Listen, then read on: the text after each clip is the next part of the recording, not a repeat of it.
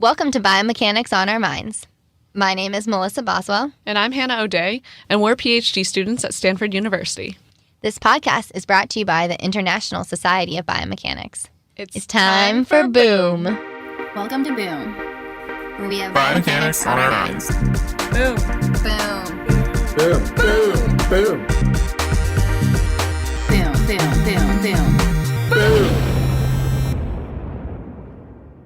Welcome to Biomechanics on Our Minds. This is only the seventh time we start the recording of this episode. So I think 7 times a charm. Is that how the saying goes?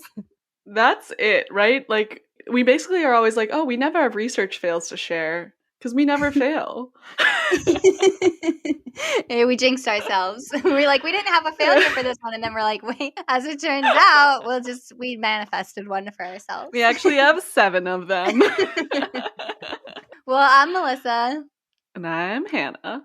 We had a really fantastic conversation with Dr. Sarah Shultz on this episode. She's the professor and chair of kinesiology at Seattle University, and she taught us about her work on exploring new ways to get obese children exercising, improving physical activity in women and those with osteoarthritis, and then also shares her passion and enthusiasm for diversifying research teams, populations, and the questions that we're asking. And we think you will really enjoy this episode. I know that we did. Yes, and before we jump right in, we're going to do a bit of boom.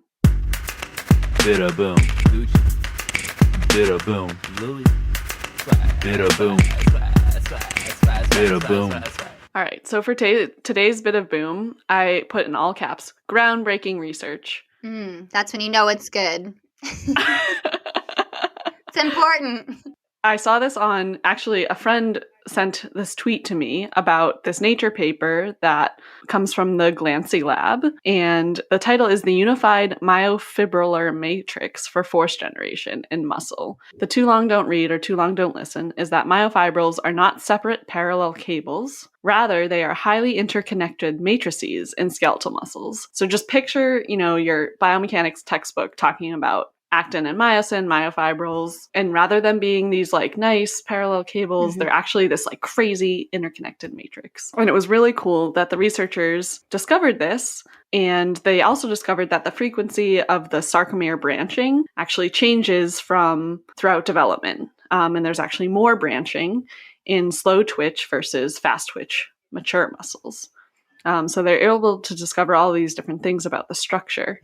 This idea isn't completely new, that it's actually been speculated that there is some force generation on the transverse axis of the muscle rather than just the one that's aligned with the muscle. But the precise mechanisms were unknown until recently, when this group was able to do this high-resolution 3D electron microscopy, which is just fancy imaging really close up, so that they could actually see these striated muscle cells with these, what they call a unified nonlinear myofibrillar matrix connected across both the length and width of the cell with these branching sarcomeres. And you really just have to see the picture. It's worth the less than 1,000 words that I just gave you and more than 1,000 words that are in the article. But I think it's really cool to hear about this research and just have something really change from what has been our picture of these myofibrils since the 1800s. Yeah, you love research that really is able to just show the true scientific advances we've made in challenging some of the underlying assumptions we have now, or sort of the basic or foundational things that we learn. Research is actually challenging that is super exciting.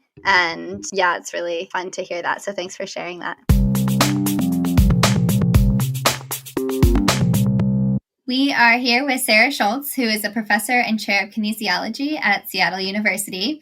Her passion lies in understanding orthopedic complications that can prevent clinical populations from being physically active. And she's also very involved with promoting community engagement with biomechanics and exercise, and recently fostered international collaborations and internships, all during the challenges of COVID-19.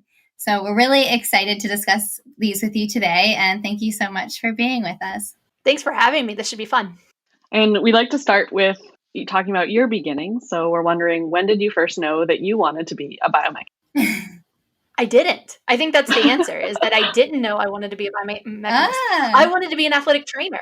That's right. I wanted to be an athletic trainer. And I knew I wanted to be an athletic trainer from about 13 or 14. I went to athletic training camps. I was an athletic trainer for our high school. I went to university on athletic training scholarship. So I did. I wanted to be an athletic trainer. And I wanted to be an athletic trainer because I read a romance novel. And I have no problem saying this is one of my first novels that I really got into. I love rom-coms. I love quirky rom-coms.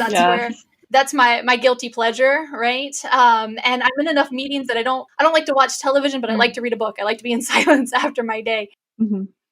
So I was reading this book, and the book was about this guy who had a horrible fall and had to go into this physical therapy, and he ended up falling in love with the physical therapist, as the book's going to do. But it was really interesting for me to see the underlying story of how she was just really persistent. And she was like, no, you're going to get better. And I just thought that was such a cool space of being able to have such an impact on somebody's ability to move and function and have a life. And for me, that was a kind of an aha moment. And I went on to talk to a colleague of mine, or a friend of ours, a family friend. And I said, I want to be a physical therapist. And she's like, no, you like sports too much. Go into athletic training. I looked into it and I was like, okay, I'm going to be an athletic trainer. And that started when I was about, 13 or 14 years old. And then when I went into university, I really liked being an athletic trainer, but I wanted to have a different type of impact. I didn't want to have the impact of only really impacting a set of people. And to be also honest, I really didn't like the idea of someone dictating my hours and having athletes or coaches say, no, you will be here at this time because this is what I've decreed. And I really didn't like that. It chafes against my autonomous nature. So I thought I'd go on and get more into the research side and be able to really impact evidence-based practice and looking at it from that point. And at that point in time, really, you can't get away from biomechanics, right? Because everything about rehabilitation and about injury is based on biomechanics. It's based on that relationship between internal and external forces and what goes wrong when that balance goes off, right? And how to recover in terms of that rehabilitation. How do we get back? How do we re-strengthen and we rework into that space? And all of it's based in biomechanics. So I didn't really have a choice after that point. And then I realized that, in fact, actually the things that I was passionate about were really the biomechanical aspects of my profession. And so that's how I got into it. And I would say I'm more of a clinical biomechanist than I'm definitely not a biomechanical engineer. I'm not in that space. I don't do any modeling, but I love the idea of being able to impact people. And so that's why I got into it. And so I would have to say somewhere around grad school was when I realized that biomechanics was for me. You weren't able to have that meet cute from athletic training, but hopefully biomechanics has still been fulfilling. That's exactly right. I love that. I love that reference there. Fantastic. Yes, that's exactly. But I think that it also just shows that sometimes we just flex, right? Sometimes we understand that what we always thought is not exactly that same space. And you use what you loved about that piece to go on and move to that next area of your life. And I think that we often get so stuck in making sure that we stick to what we were doing and what we said we were going to do because we're embarrassed about wanting to change out of something, that we get stuck in this space. And I think that there's so much more room to flex when we say, you know what, I just changed my mind, or I've moved it, or I've grown and I've moved into this other space that's so much more interesting to me right now. And I think it's just really important to remember that. Yeah, that's such a good point, because I feel like there is this balance of persevering and kind of feeling very motivated to keep going and grinding and trying to do what you're doing, but then also recognizing when it isn't fitting you and kind of normalizing it a little bit to say, okay, like that's okay, and you can shift to somewhere new. So we really appreciate you sharing how that's happened in your story. And now it seems like your research is more focused on clinical populations. So thinking about ways to get obese children exercising, improving physical activity in women and those with osteoarthritis. And we're curious where your motivation for focusing on these specific populations came from and sort of the type of work that you're doing there now. I want to say that it was completely altruistic. Like, I would love to be able to say that. And I can't say that. I can say that it started out very pragmatically, in that it was an off the cuff comment that one of my instructors made in grad school about how people don't do research with children because they're hard to do research with children. You have to get multiple layers of permissions. You have to coordinate not only that person's schedule, but the parent's schedule. And it's a hard participant cohort to work with. And so I thought, well, then there are not that many people doing it, so I should do that, right? And then at the time, like, the idea behind nobody really says, oh, that poor athlete. We'll throw a lot of money at that poor athlete, right? Like, that's a first world problem. And I really wanted to A, make more of an impact, but B, we need funding, right? That's what we're taught that we have to do. We have to get this funding so that we can publish our papers, so that we can get promoted, so that we can live in academia. So I just decided that I would look into children with obesity. I like working with children. They're really fun. They make data collection amusing, right?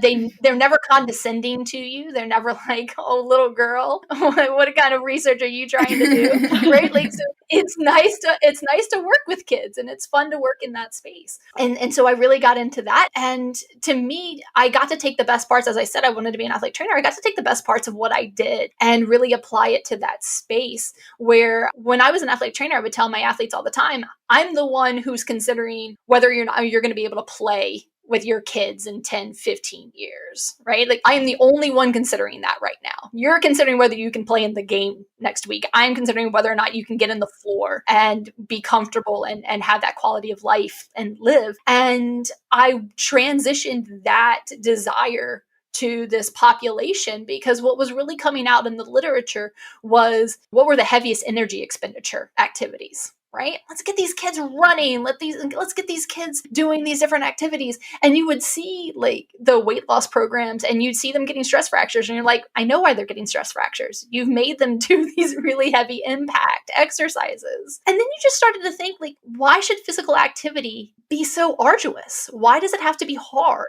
And why on earth do we think that a child's going to do that? Right? I don't want to exercise when it hurts or when it's hard. Why do I think that I'm going to inspire a child to be physically active by giving them something they can't do? Then I really did actually get into altruism, and it really was about making an impact. But it was about taking that orthopedic stance of, great, they could expend that exercise, that energy, if they were doing that exercise. But if they move differently, are they going to do that exercise? And if they don't, then it doesn't matter that that's what expends the most energy. It matters whether they're going to do it.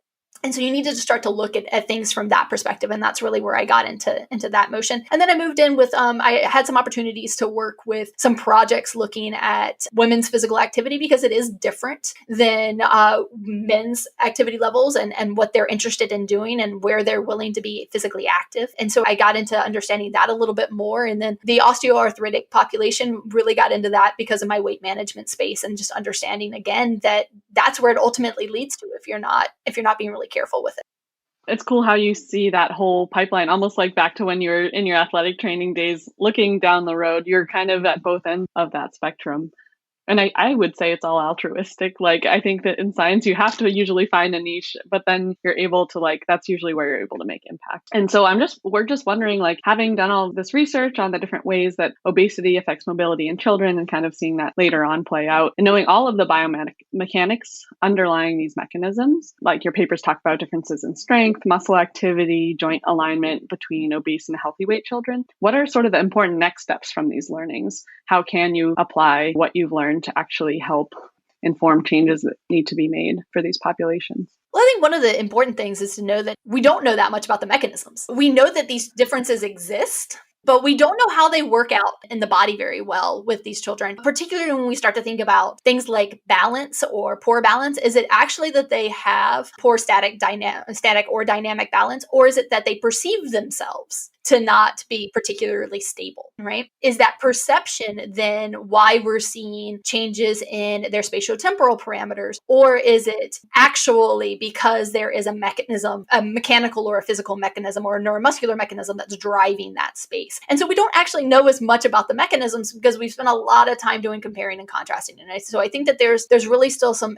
information there. I don't know how deep we're going to be able to go to really understand, because it's so individualized right? Obesity is a multifactorial problem, and it is very individualized, just as anybody's health is, right? My health is very different from your health, so we don't see that in that same space. But I think the next thing to do is to really understand, well, we know these things exist, so how can we create really intuitive physical activity interventions? And I'm not talking about an intervention where I'm going to require 15 kids to come into a gym and work out with me for 3 months. And then I'm going to be like, hey, 12-year-old, I've just now given you all the tools you need to go out and do this when you don't have access to the equipment and you don't have access to what you need to be doing. And then I want to see how you do without having any of that. Oh, you didn't do physical activity? Huh, that's surprising, right? So I want to make sure that we get back to this opportunity of really understanding what is motivating children to be physically active. What are those differences in how they move, and how is that going to impact their willingness to be active? And I think that that's that next space that you need to get into, is starting to just throw things at the wall and see what sticks, and understanding that space. And a lot of people are doing some really good work in there. I just like to see it take on a little bit more of that orthopedic biomechanic flavor to it, because I think it's really important that we're able to understand that moving differently will impact your physical activity. Can you talk about that a little bit more? Like, what are some of the ways you could imagine that moving differently, or in what ways can they move differently that would impact their physical activity? Is there something that you're particularly excited about testing, or something that really stands out? Sure. I think that if we take a step back and we just think about activity in general, right? I run track. I play tennis. I do not go near soccer. My kids love it, and I find it really hard to play with them because I don't do well with eye-foot coordination, right? I'm not moving well in that space. So I don't tend to go towards that space. Right? Those are not activities that I am going to move towards because I don't move well in them, right? I don't perform well in them. I don't move well in them. And again, I think that to believe that a child's going to do it just because you said so is not a great space for them to be in. So I think that when we're starting to look at different activities, I think just encouraging play, I think bikes are an excellent thing, riding bikes, right? Because again, you're more non-weight bearing in that space. And so being able to go out and ride bikes is a great opportunity. Just getting out to walk is a great opportunity in that space. If they're interested in martial arts, that's a wonderful opportunity to get active, right? So figuring out what it is that they like to do. And we know that some of those things work better than others. We did some boxing with a boxing intervention with some males in New Zealand, some youth, and they really loved it. And we'd love to see something on a bigger scale in that space. I've always wanted to do water polo because I think that like a shallow water polo over in New Zealand, Australia, they call it flipper ball. And it's but it's an opportunity, right? To be in the water. And I don't know if you've ever played like a random game. I never played like organized water polo, but if you've ever been in a pool where all of a sudden you start to play like a simulation of a water polo game, that's a lot of fun. And you don't realize how out of breath you're getting until you are out of, and then all of a sudden you're like, oh, I'm really tired from playing, 20 minutes of this game. And so I think that there are opportunities there where there's resistance, but there's a non-weight bearing, there's a buoyancy component to it. There's some eye-hand coordination opportunities. I think that in some cases, you need to be willing and able to vary expectation levels. And I think that part of it is should we be segregating these children that already think of themselves as being different? But simultaneously, if you put them into team space, then the kids who are more athletically inclined tend to take over as alphas. And so then they don't play, is essentially what happens. So I think we need to start thinking about more community-based work as well, getting things with families involved. Family is so important. So getting things that are family involved, getting them out there so where they're not competing, and to be fair, not working in a team at that point in time, because it is going to allow them to hide more. So I think all of those really come into play, which is not really biomechanically related. It's more socially related. But as I said, it's such a multifactorial project. And I've worked interdisciplinary for so long that my piece is only one small part of that algorithm. I think both Melissa and I super appreciate that holistic approach and like making it interdisciplinary and acknowledging all those different pieces. Because at the end of the day, I feel like we're all human, right? We all sort of need all of those pieces. And it's funny that you talk about this, like just doing activity that they like, because I work with people toward the other end of the age spectrum, people with Parkinson's disease, and like neurologists that they work with. the biggest recommendation is just find some kind of exercise you like and just do that. Like you're saying, even if it's just walking or something. So it's really amazing how universal, right, this concept is and how simple it is, but how powerful it can be. Again, we don't do things that we don't like to do, right? I don't eat mushrooms because I don't like mushrooms. And so nobody in my house eats mushrooms because I'm the cook and I don't buy them and I don't cook them. And so we don't eat them, right? Well, it's the same thing with exercise. It's the same thing with work, right? You talked earlier about grinding, right? Grinding it out. If you're always grinding, then that may not be the work for you, right? Like if you're not loving it, why are we doing it, right? If you're not enjoying yourself, you'll see it as a task, as an errand, and you won't see it as a pleasure. And it's only when we get to the point where it's a pleasure that we think, I want to do that. I want to do that whenever I can. I think that's an important place for us to get in a lot of different spaces. And I think it just helps us be happier and healthier.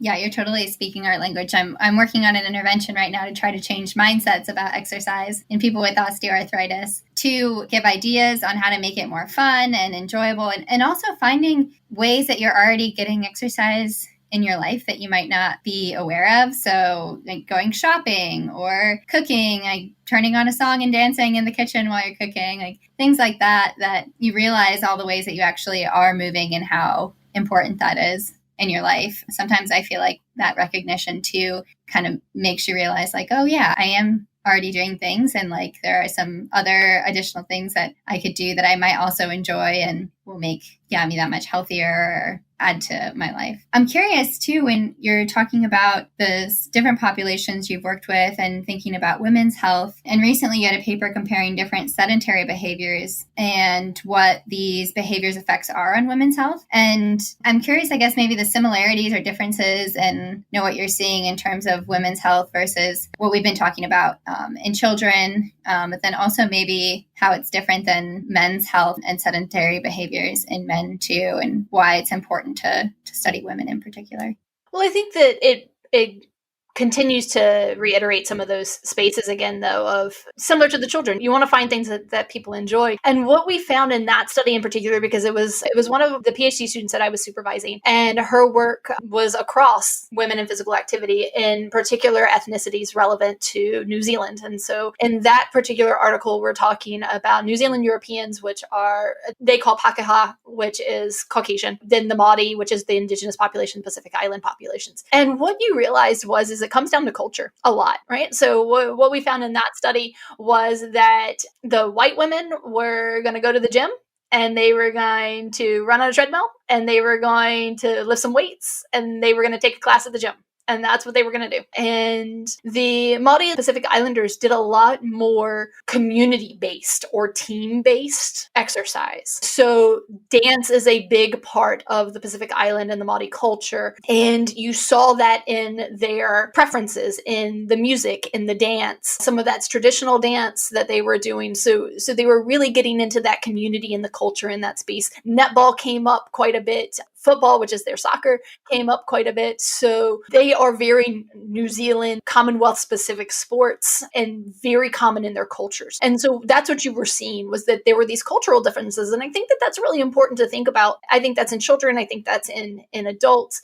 What has always concerned me is that things like the ACSM, when we're talking about testing and we're talking about the exercise guidelines, right? We're talking about primarily Caucasian males, right? Healthy Caucasian males, 18 to 55. We get into that space. And what you find with this is that women are going to want to do different things, and they are then going to want to do different things by culture. And I think that when we are researchers and we are researchers of a culture, we go, well, this would be a really fun thing to do. And then you go, why is my entire cohort white? And that's because I am white, and the exercises that I put forward were ones that would interest me. And so they interest people from a similar cultural or culture or similar background. And I think that that's one of those things that we have to be really careful with, is making sure that we are diversifying not only the work that we're doing, but who we're doing it with. And I think that one of the other things that I learned in New Zealand is this idea of building relationships and building trust and building that understanding. As a researcher, you cannot go into communities that you do not belong to and think that you can make things better, because you will make things worse. and that's part of that experience and understanding that space. And it's about communicating. It's about forming relationships, really intentional, worthwhile relationships with people of diverse backgrounds and understanding where they come from and what they need, not what you think they need, but what do they need? And then being willing and able to work within the parameters they set for you, which is really hard as researchers because we want to do research the way that we want to do research. But it's really important that when you're starting to look at, if you're wanting to make an impact at the community level, you really need to be speaking to the community that you're wanting to impact. And that's what we really found in that research. I think it's fairly intuitive, but it's good to see that information is out there and understanding that we do need to make those strides. Echo that and appreciate that perspective and you sharing that. And I think this note about doing research with people who look like you or doing things because it's the way you do it can, like you're saying, like diversifying not only the populations you're working with, but also maybe the research teams you're working with. And we were really excited to connect with you through Felipe Carpez with regards to your work fostering international collaborations and internships, especially in this era where we feel a little bit more isolated with quarantining and things like that. So we really appreciate your work in trying to, start initiatives like that. And we're just wondering if you could tell us more what this looked like and how those relationships and experiences played out. Sure. Well, I think that one of the things that's a little bit different about my background and my experiences is that right after my PhD, I left and did a postdoc in Australia. And then I came back for a little bit and then I went back to New Zealand and was like, I'm good. I'm going to stay over there for a while. And I think that what it really changed was my perspective on how you need to do research, right? Up until I went on my postdoc, I had been indoctrinated in American academia. And I believed everything that everyone worked the way that the United States works and believes in sort of those same spaces and those things. And then I went abroad and it was like, oh, you do things differently. I'm just curious what stands out the most, or what are some examples of that? So one of the examples is they pay postdocs really well. Oh, well, yeah, that is different. Yeah. So postdocs are not seen as an extension of a PhD there. They are seen as an opportunity to work on research for a few years. What you can see happen is that somebody has gotten a PhD, they've taken an instructor position, they haven't had a chance to work on their research. So they go and they take a postdoc for a couple of years to step back from teaching so that they can get research done. And so they get paid at instructor levels. So that's a step one, is that it's not seen as you need to do more training and you need to continue to be under someone's thumb. It's an opportunity to do research and to be seen as an expert. So there's that first one. The second to it was they work for 12 months. It's not based on when the kids are in school. Or when students are in school. So first, then it does look like you get paid well, right? So that's another step, right? It always comes back to being paid. But I think that that's a big part to the academic process over here, is that it's trial by fire, right? Like you got to go through these really hard knocks. And the answer is you don't.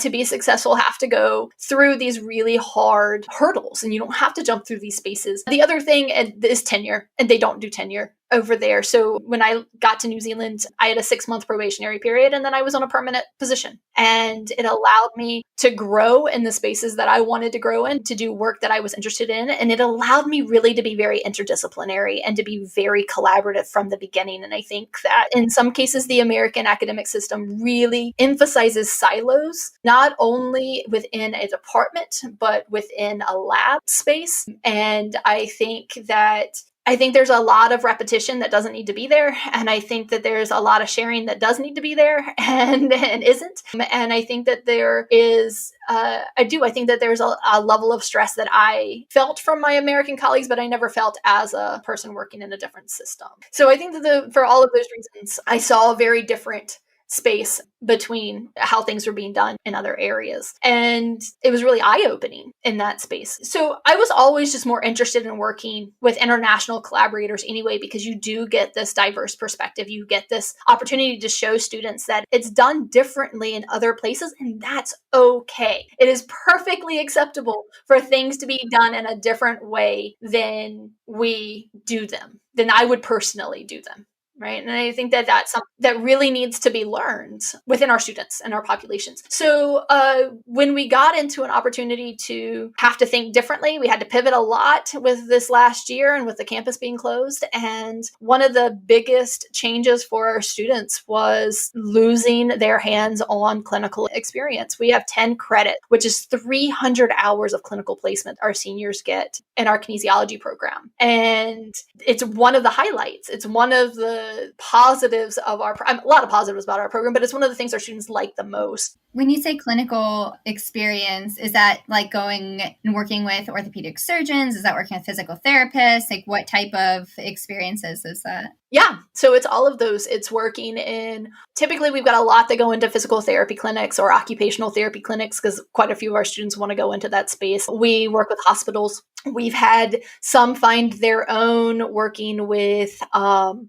one did emergency, was EMT. So he was an emergency medical technician and did his hours that way. We've had a couple that do them with research. We've got a couple that go into our own lab, but also in labs over at University of Washington, things like that. We've had opportunities across the board, just depending on what the interest is of the student at that point in time. We have some with strength and conditioning. That's another big area where we send students. So yeah, so we couldn't do any of it, right? Like we had nothing for that. And so we decided in the springtime, we had to do something completely different. And then after the spring one, I thought, I still don't like this very much. And we were going to have to be doing it for a longer period of time. And the problem is that generally our students take 5 credits at a time. So we couldn't run it as a class twice. They'd be taking the same class twice. And that didn't work either. We came up with this idea that I just said, well, why don't we get virtual internships set up? Why don't we find people who have work? As a professor, I have data sets just sitting around collecting dust, right? I haven't been able to get to them. They're low priority because I've got other things that need to be pushed through, but it'd be interesting to get them out. And I thought, well, I'm definitely not the only person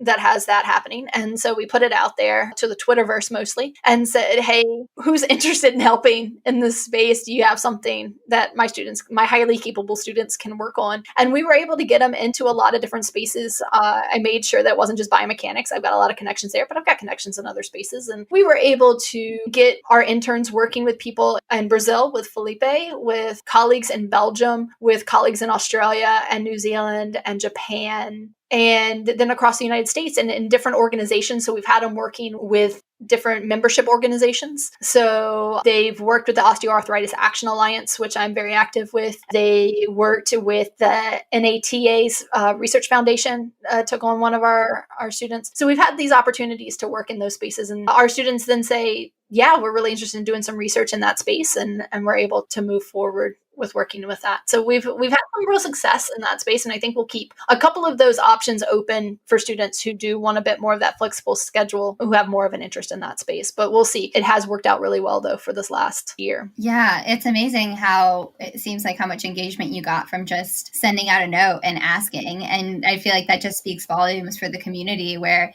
you just kind of put it out there and the things that can come from that are pretty outstanding. And I'm curious obviously, doing a collaboration virtually is different than what would happen in person. Maybe you'll have different learnings. And I'm curious maybe what some of your main learnings are in terms of like best practices for these types of collaborations, international collaborations virtually, and maybe how that might differ or be similar to something that would happen in person.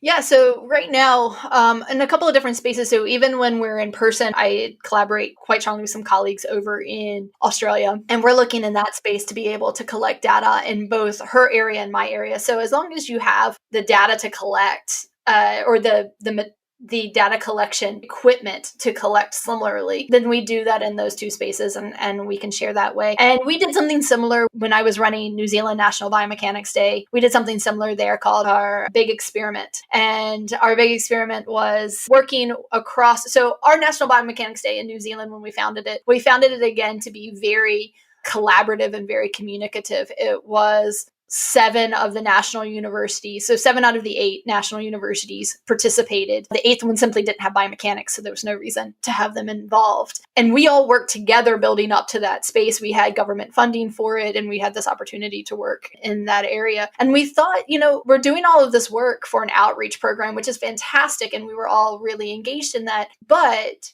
wouldn't it be really nice as researchers if we could get an output for that space. And so we decided to try this big experiment, which was, let's see if we can all collect some really simple measures across that time. And we're going to collect it on a lot of kids at one time. And then let's see if we can do anything with this data and see what happens. And so that's what we did.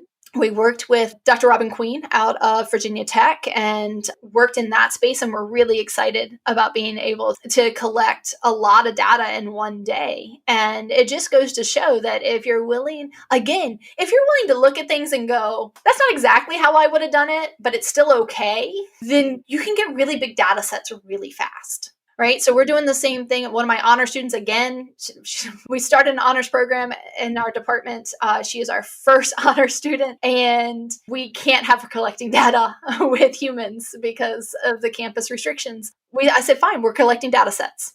You're interested in this thing.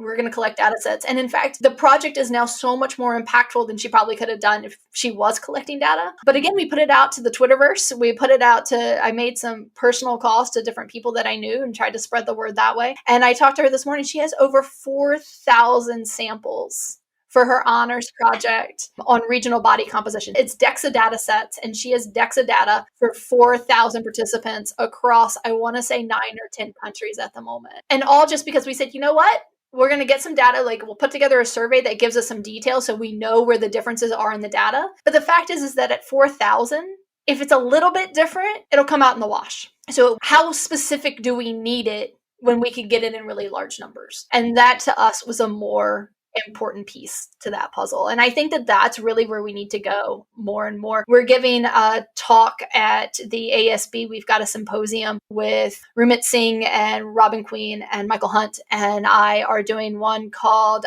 Teamwork Makes the Dream Work, right? So this idea of data sharing repositories and this concept of, if I collect 10 people's data, which is really high user burden data for me, then I can put it up and I can get access to 200 people's data.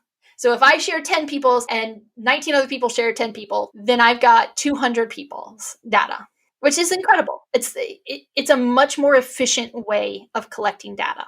And especially for individuals who can't collect a lot of data, who don't have the equipment to collect a lot of data, who maybe are in a more rural university or setting and don't have access to huge cohorts, right? This is a great opportunity for people to be able to explore the research and get better understanding of what's happening by just sharing and being more in that space. So that's what we're doing really across those different barriers and trying to figure out how we can just work smarter together. Yeah, I love that. We come from a lab of lots of open science, and I think Melissa and I are super excited to hear about your passion for doing that and thinking of ways to, capitalize on some of these opportunities and share and get bigger sample sizes. And I'm wondering, earlier we talked about the importance of maybe how different people are different and like there may be some personal factors that we need to consider. And so I'm wondering how you weigh sort of needing to understand more individual differences versus looking at sort of really large samples where like maybe some of those get washed out, as you're saying, or differences in data collection get washed out. I think that in that case, a lot of it is going to be, I think it's the question that you're trying to ask. I think that if you're looking at something from a rehabilitation standpoint and it is part of somebody's rehab or recovery from a surgery or something like that, I've got great colleagues out of the Hospital for Special Surgery in New York City. And a lot of what they are doing is working with orthopedic surgeons and doing pre-post information and understanding that at a very singular level. And that makes total sense to me. I think that when you're trying to make a larger impact and you're looking towards more of that community space, I think that you're looking to find out what are those big overarching high level similarities or differences that you can use as that foundation. And then once you have that foundation of people generally don't like this or people generally like this, then you start there with the understanding that you will flex, that people will need to flex, that individuals will need to be individual. But if you can at least start being guided in the right direction, right? Versus if you were trying to make that decision off of a sample size of 20, then you really have a lot of noise from all of those independent and very individual data points. Because again, everybody is different. When you get to those larger data sets, now we're able to block out some of that noise to see general themes. And I think those general themes are excellent places to start from. Yeah, it makes me think of this kind of difference, but relationship between like hypothesis generating questions and experiments and analyses versus then narrowing down once you have those hypotheses that have been kind of more exploratory, then how do you like test them more rigorously? And the balance between that is, really exciting. And I think will drive a lot of interesting future research. So we just have a couple questions for you left. So one of our favorite questions to ask is, was there ever a time in your career that you felt like you had failed, and what did you learn from that experience? I'm going to tell you, because y'all were so nice to send all of the questions ahead of time. And I will say that I got to that question and I was like, I don't like this question. And I don't like this question for a reason. I teach my students about tissue's response to stress, right? That stress strain curve. And so you get to that yield point where we're moving from elastic energy to the plastic, and we've got that deformation. What happens when we get to the failure point? When we get to failure point, what do we say? We say that the system is broken, right? There's really no return from that. If a tissue fails, if an ACL fails, then it's no longer an ACL. It is no longer going to support that rotational and that rotary stability. And so I don't like the word failure. And it's not because I don't like to fail. It's that I don't think it's the right word. I think that there have been very few times where the system has fully broken for me, right? There are very few times that I can't flex and adjust. And that's not to say I haven't lost, and that's not to say that I haven't made huge mistakes, but it is to say that I think that we've gotten a little bit trendy with this idea of having to overcome failure, right? As this part of this growth cycle. And I don't think it's about overcoming failure. I think it's about our ability to flex and be resilient when we make mistakes. And I see that as being very important changes in that, because failure's got this huge negative connotation. And I think that we get into these places where people risk adverse because of the word failure, right? Because they don't want to fail. We get into this very risk adverse space where if we just say mistakes are acceptable, as long as we're able to flex from those mistakes, as long as we're able to adjust, to me, that allows, and I have very low risk adversity. I take a lot of risk. I've moved countries multiple times. I see nothing as being permanent, right? Everything can be changed. Why not try it? We'll try it and we'll see if it works. And if it doesn't work, then we'll change and we'll do something different. And so for me, that's more important than trying to, I just don't think the system breaks very often is my answer. And I know that that's probably not the answer that you were looking for, but to me, there's a big difference there in mistakes versus failure. Yeah, we really appreciate that answer and that perspective. I'm curious how you keep that resiliency up. Like, have you always been that way? Or, are there times where you feel like your resilience is lower, than others? Yeah, I've always been really resilient, really persistent. Just it's ingrained in my personality. I think it's part of my confidence. That's awesome. I mean, of course, there are times where it's lower, where like I had a week of rejection, where I got 3 different types of rejection, all in the span of like 72 hours. And I was like, why do I do this? Right? Why do I write grants? Why do I do these things that I know I have such a low probability of getting, right? Why am I doing all of these things that take so much of my time and my energy only to be slapped back for it? Right? And often for those really frustrating spaces that I was talking about earlier, where just because somebody would do it differently, right? This is what I hate about reviewing things, reviewing manuscripts, reviewing grants, is this idea that like, it's wrong because it's not how I would have done it. And I go, well, it's not really your job as a reviewer. You're not a co-author, right? You're not a co-investigator on the project. You're here to say, did the science answer the question? If the science answers the question, then it doesn't matter if it's the way you would have done it or not. It should go forward, right? And so this is what I have an issue with the reviewing on that space. So yeah, so of course there are times where the resiliency is lower, but I think in the end, I know myself really well, and I think that that's something that comes more naturally to certain people than others. But I know what I need,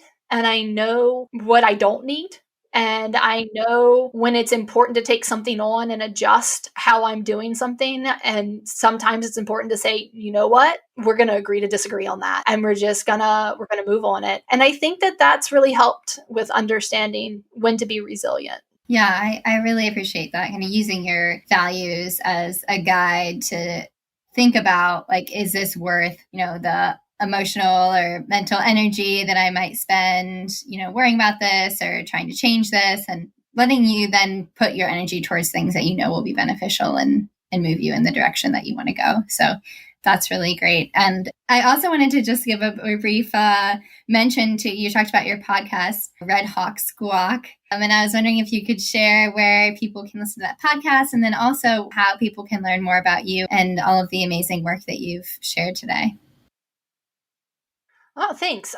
So we have our kinesiology department at Seattle University started a podcast at the beginning of the year. It's called Red Hawk Squawk, Exercise for Life. And we bring on different guests from different disciplines to talk about different ways that the research translates into everyday life. So we have had conversations on race and sport. We have had conversations on bra health, right? So we had the amazing Julie Steele come on and talk about bra health and finding a bra that works for you for Breast Cancer Awareness Month. We've talked about sleep around times of the daylight savings. So we've had these fantastic people come in. We've talked to veterans. We've talked to nutrition and dietetics individuals. So we've had some great guest speakers. We're having one this week on sports sustainability. So understanding how we can be better for the environment within sports. So that's awesome. And we can be found either at our website so it's archived on our website. And then it's also on Podbean. And so you can just search Red Hawk Squawk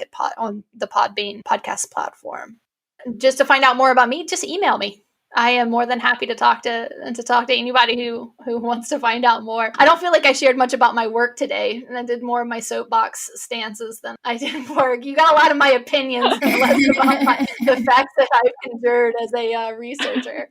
Well, the facts are always out there. The facts are there for people to research, and it's the opinions is the real juicy stuff that we like to get into. So we appreciate your openness to sharing those. They may not always be popular, but they are mine. That's good. Well, Yeah, that's you what's gotta own important. it, though. Yeah, so as our final question, what are you most excited about for the future of biomechanics? Yeah, I think it comes back to the sharing concept. I think it comes back to understanding that you don't have to go it alone, right? And this, I think, comes back to my issue with tenure. It always comes back to my issue with tenure. We're told we have to prove ourselves. But I think that we forget that story can be that we've proved ourselves by being this dynamic, collaborative person who has been able to expand the reach of their work by working with others. And I think that that's such a crucial piece to that puzzle, is understanding that sometimes it's important to be really strategic, and sometimes that strategy needs to be, what kind of impact are you having beyond your peers, right? Like what kind of impact beyond the feedback or the opinion of your peers are you looking for? And I think that I think that there's an awesome opportunity. I think we're doing it a lot more on the coding side already, where people share a lot of their codes. They start to share some data sets that could be used in that space. And I think that there's some real opportunities to expand that more into that clinical space. And so we can just look at things on such a broader scale. And I think that I'm really excited to see what we can do in that space. Well, thank you. We're really excited about that too. And I think you live and breathe that yourself. And it's really inspiring to hear your passion and enthusiasm for that. So thank you for sharing that and all of your stories too. Well, again, this was so much fun. I'm glad I was able to come on and, just talk. It's one of my favorite things to do. It's a hobby of mine, talking. So this was a great way to spend my Tuesday morning. I appreciate y'all having me on. Yeah, thank you. We hope we'll talk to you sometime soon. That sounds wonderful. Thanks.